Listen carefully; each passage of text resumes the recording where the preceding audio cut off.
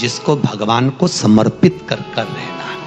तुम बोलोगे नहीं मानेंगी, दुखी होगा। बेटों को बोलोगे बच्चे नहीं मानेंगे, दुखी होगे। तो बोलना ही क्या, मस्ती में रहो। जो बना है, तुम्हारा मन है दाल खाने का, मस्ती में खाइए, अलमस्त होकर बड़े प्रेम से। और स्कंद पुराण तो कहती है कि अगर चटनी रोटी भी खा रहे हो तो ये समझकर खाना कि मैं रसगुल्ला खा रहा हूं। और कभी मत कहना कि मेरी बहू ने चटनी रोटी बनाकर खिलाई, कहना मेरे को रसगुल्ला खिलाया। स्कंद पुराण कहती है 3 दिन तक लगातार रसगुल्ले को याद करोगे, चौथे दिन रसगुल्ला तुम्हारे सामने होगा। यह पक्का है, ये पक्का। प्रैक्टिकल करना, ऐसा नहीं कि सीवर वाला महाराज कहीं झूठ बोल के चले जाए।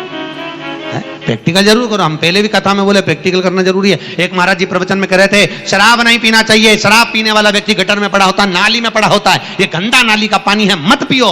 उसी में महाराज का पहचान वाला बैठा था, उठ के खड़ा हो गया और खड़ा होकर बोला, महाराज इतनी बड़ी बड़ी बात कह रहा, तेरा सग्गा भाई पी के तो गटर में पड़ा, तो हमको ज्ञान दे रहा, तेरे भाई को क्यों नहीं देता? महाराज जी को क्रोध नहीं आया। महाराज जी ने अपने प्रवचन में कहा, भैया देख, मैं भी प्रवचन दे रहा हूं, मेरा भाई भी प्रवचन दे रहा है, बस अंतर इतना है मैं मुंह से समझा रहा हूं, मेरा भाई प्रैक्टिकल करके दिखा रहा है। बात तुझे समझना, समझ तुझ में होना चाहिए। तू क्या समझे, या तो मुंह से समझ जा। तो मेरा निवेदन है, आपको ऐसा लग रहा हो सीवर वाले महाराज झूठ बोल रहे हो, मिश्रा जी झूठ बोल रहे हो, तो प्रैक्टिकल करके देखना। 3 दिन तक आपके मन में जो भाव आएगा, आज मेरे को पूरनपोली खाने की याद आएगी, 2 दिन 3 दिन तक तुम पूरनपोली को याद रखो, चौथे दिन कहीं से भी पूरनपोली, पक्का विश्वास कर भरोसा, तुम याद करो। और कई बार आपके साथ हुआ होगा, ऐसा कोई नहीं जिसके साथ नहीं हुआ। तुम याद करती कई बार कि मेरे को ऐसा करना, और वो चीज सामने हो जाती है। तुमने याद करा, 2 दिन 3 दिन तुम्हारे बस किसी किसी से मिलने की भी लगता होती ना कि मुझे इससे मिलना है, मेरे को उसको फोन पे बात करना, और तुम नहीं भी फोन लगाओगी तो उसका उपत के फोन आ जाएगा पक्का, क्योंकि ये दिल का कनेक्शन है, दिल का। पहले तो मोबाइल नहीं चलते थे, जीजियों चलते थे क्या? ये आज के समय में चलने लगे, पहले मोबाइल नहीं चलते थे। पर इसके बाद भी अगर माँ और बेटी का संबंध होता था, बाप और बेटे का संबंध होता था, भाई भाई का संबंध होता था, गांव से एक ललकता लगी होती थी, जिसको तुम याद करते थे, वो याद कर कर कैसे भी अपने पास में सूचना पहुंच जाती थी और उससे मिलन हो जाता था। ये प्रेम, इसने श्रंभेश्वर महादेव शंकर जी का एक नाम है, श्रंभेश्वर महादेव।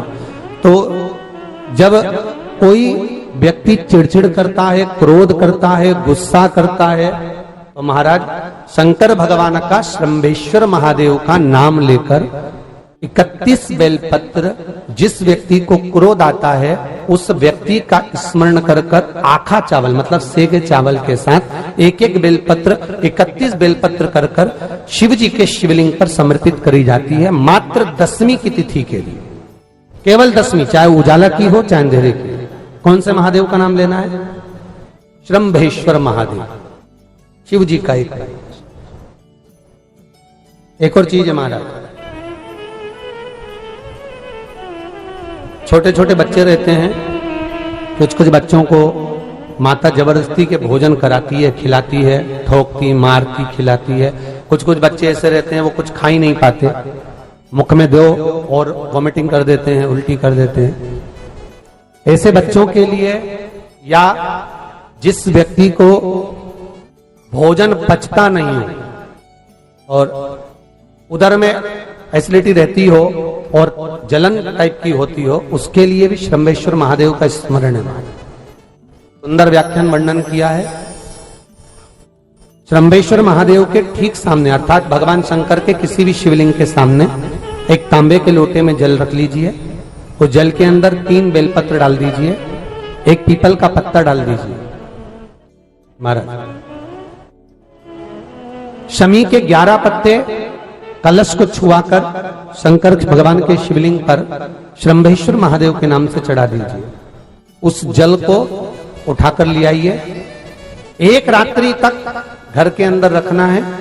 उस जल को श्रंभेश्वर महादेव का नाम लेकर, जिस व्यक्ति को एसिडिटी होती हो या उदर खराब रहता हो या भोजन नहीं पचता हो या पेट से जुड़ी हुई प्रॉब्लम हो या बच्चों को भोजन कराते हैं और वो वोमिटिंग कर देते हो, ऐसे बच्चे को या भोजन नहीं भा रहा हो ऐसे व्यक्ति को उस जल को सुबेरे दोपहर शाम 3 बार श्रंभेश्वर महादेव का नाम लेकर आचमन कराना प्रारंभ कर दो, पिलाना चालू कर दीजिए। 3 या 4 दिन पिलाओगे अपने आप उदर में भी आनंद रहेगा, बच्चा भोजन करना भी प्रारंभ कर देगा। श्रम्भेश्वर महादेव